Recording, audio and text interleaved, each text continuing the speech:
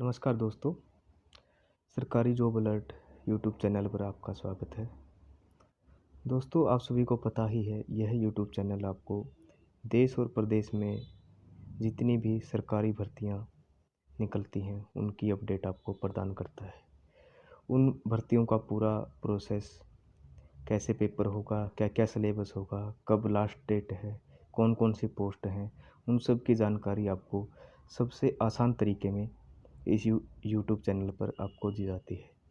साथ ही फॉर्म कैसे भरना है, क्या-क्या गलतियाँ ना हो, उनका ध्यान रखना है, ये सब जानकारी आपको दी जाती है।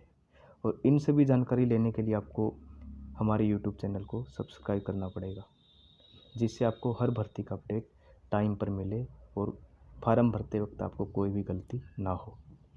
तो दोस्तों, आज का हमारा जॉब अलर्ट है EMRS दिल्ली। EMRS एकलव्य आदर्श आवासीय विद्यालय।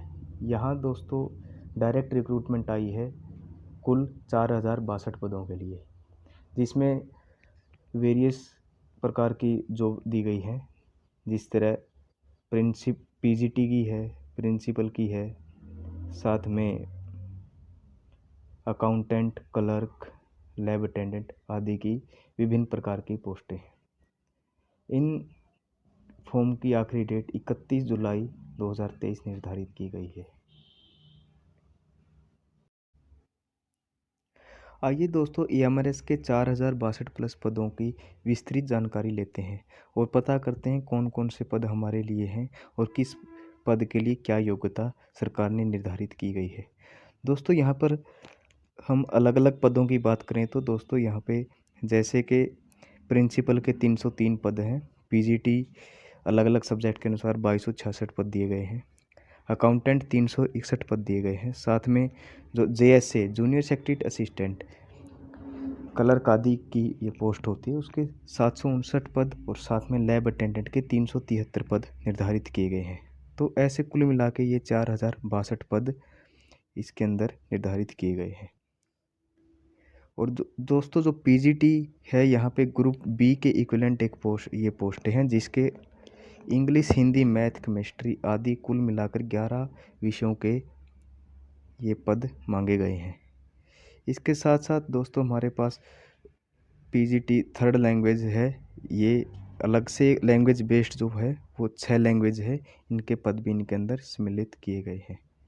तो दोस्तों, नॉन टीचिंग पद जो कि ग्रेजुएशन या इसके इक्विवेलेंट जो भी पद हैं उनके लिए निर्धारित किए गए हैं। इसके अंदर है हमारे पास जूनियर सेक्रेटरी असिस्टेंट, अकाउंटेंट और लैब अटेंडेंट। तो दोस्तों 3 तरह के ये पद हैं जो हमें इसके अंदर हमारे लिए बहुत ज़रूरी हो जाते हैं भरने के लिए। इसके साथ साथ जो हमारा एग्ज़ाम है वो अलग अलग जगह पर निर्धारित किया गया है। हर स्टेट का एक कोड दिया गया है, साथ में उसमें एक सिटी दी गई है जिसके अंदर एग्ज़ाम जो EMRS है अपना एग्ज़ाम लेगा। दोस्तों, ये पे स्केल दिया गया है, जिस तरह प्रिंसिपल का लेवल 12, PGT के लिए लेवल 8, अकाउंटेंट के लिए लेवल 6, JSA के लिए लेवल 2 और लैब अटेंडेंट के लिए लेवल 1 की सैलरी EMRS द्वारा निर्धारित की गई है। और दोस्तों, जो इसका जो पेपर निर्धारित किया गया है वो किया गया है OMR based. Pen paper mode में ये पेपर लिया जाएगा। हर पोस्ट का अलग अलग पेपर लिया जाएगा, उसके लिए अलग एग्ज़ाम पैटर्न, अलग सिलेबस निर्धारित किया गया है। तो आइए देखते हैं कौन कौन से पदों के लिए क्या एग्ज़ाम पैटर्न है और क्या क्या सिलेबस है। शुरुआत करते हैं प्रिंसिपल के पद से। दोस्तों, इसमें 5 पार्ट के अंदर ये अलग अलग से दिए गए हैं, जिस तरह रीजनिंग और numeric, general awareness, language competency test, academic आदि कुल मिला के हमारे पास 150 नंबर के क्वेश्चन और 150 मार्क्स का ये पेपर निर्धारित किया गया है। इसके बाद PGT के अलग अलग सब्जेक्ट के अनुसार अलग अलग पेपर होंगे, उसके अंदर इन्होंने अलग से निर्धारित किए गए हैं पार्ट। वही पार्ट 1 के अंदर जनरल अवेयरनेस, फिर reasoning ability, knowledge of ICT, domain knowledge जो भी सब्जेक्ट से रिलेटेड है, और लैंग्वेज कॉम्पिटेंसी। ऐसे मिला के इन्होंने भी इनके लिए कुल 130 क्वेश्चन और 130 नंबर के ही निर्धारित किए गए हैं। इसके बाद हमारे जो नॉन टीचिंग जॉब के अंदर आते हैं, पहली पोस्ट है अकाउंटेंट। अकाउंटेंट का 130 मार्क्स का इन्होंने paper, objective paper OMR based रखा गया है, जिसके अंदर वही 6 पार्ट के अंदर अलग अलग क्वेश्चन निर्धारित किए गए हैं और इसी के अनुसार इनका आगे पेपर होगा। फिर आता हमारा जूनियर सेक्रेटरीट असिस्टेंट, जो कि क्लर्क इक्विवेलेंट एक पोस्ट होती है। इसके अंदर भी इन्होंने 5 पार्ट के अंदर अपने ओएमआर बेस की जो परीक्षा है उसको रखा गया है। वही इसके 130 मार्क्स के क्वेश्चन है, 130 क्वेश्चन 130 मार्क्स के।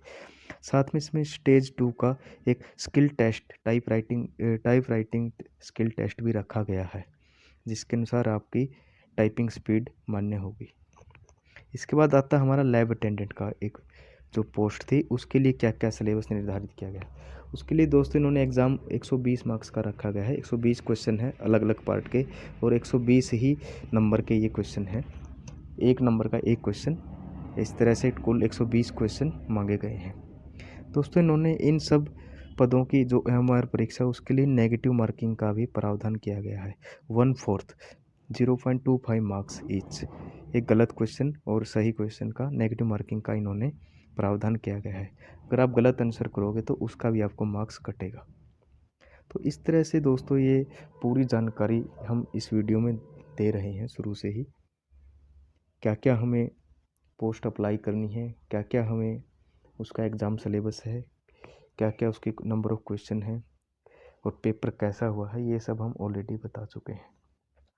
अब आता है हमारा एलिजिबिलिटी क्राइटेरिया क्वालिफिकेशन। जो भी हमने पोस्ट देखी थी, प्रिंसिपल है, पीजीटी है, अकाउंटेंट, क्लर्क, इनके लिए क्या क्या क्वालिफिकेशन चाहिए।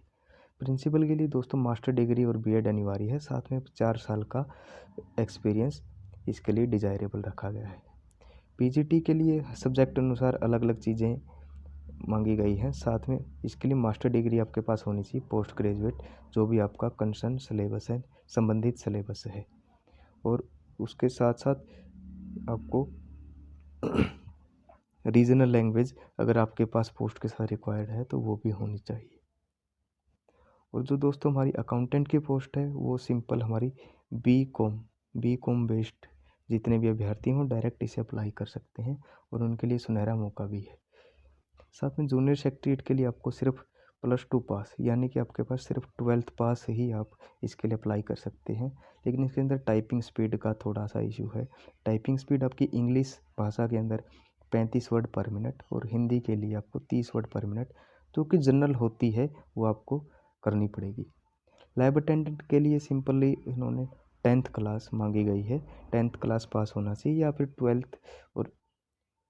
12th विद साइंस के साथ आप डिप्लोमा इन लेबोरेटरी टेक्निक या भी आपके साथ ज़रूरी क्वालिफिकेशन में होना चाहिए लैब अटेंडेंट के लिए। ये सब चीज़ें अगर आपके पास हैं तो आप इन चीज़ों को अप्लाई कर सकते हैं। दोस्तों एज रिलैक्सेशन पॉलिसी भी ये हमारे इसकी सेम गवर्नमेंट ऑफ इंडिया की तरह ही है। अगर आप SC ST से हैं तो आपको 5 वर्ष की छूट है। इसी तरह बैकवर्ड क्लास में है तो आपको 3 वर्ष। साथ के साथ अगर आप डिपेंडेंट वगैरह हैं, एक्सरमैन जो भी है, या EMRS वुमेन कैटेगरी, अलग अलग वेरियस कोटे हैं जो इसके अंदर दे रखे हैं, उसमें आपको ये पूरी छूट दी जाएगी। उम्र वही है सर, 18 से 30 वर्ष का इसके अंदर प्रावधान किया गया है कुछ पोस्टों को छोड़कर।